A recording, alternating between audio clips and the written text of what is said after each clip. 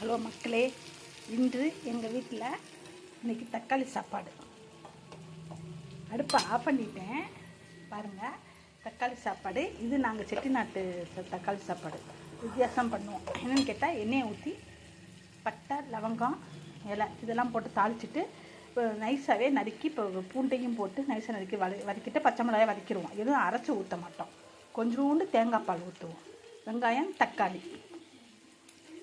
இது பூண்டை போட்டுட்டு வெங்காயத்தை பச்சை மிளகாயை போட்டுட்டு அப்புறம் வெங்காயத்தை போட்டுட்டு தக்காளியும் போட்டு வதக்கி நல்லா அதிலே இந்த எண்ணெயிலே தண்ணி ஊற்றி தக்காளி சோறு மாதிரி தண்ணி ஊற்றுறது இல்லை. வெங்காயம் தக்காளி வதக்குறது எண்ணெய் கொஞ்சம் நெய் அதிலே நல்லா மை மூளை வளர்த்துட்டு இந்த தக்காளிலாம் பாருங்கள் தோல் தோலாக தெரியும்.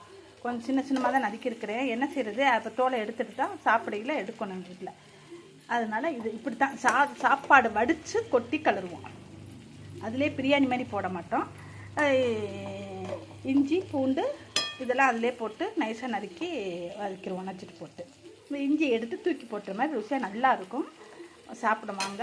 இது கோவாக்காய் வறுவல். இது வெங்காயம் தைப்பச்சடி வச்சுருக்கிறேன் இன்னைக்கு.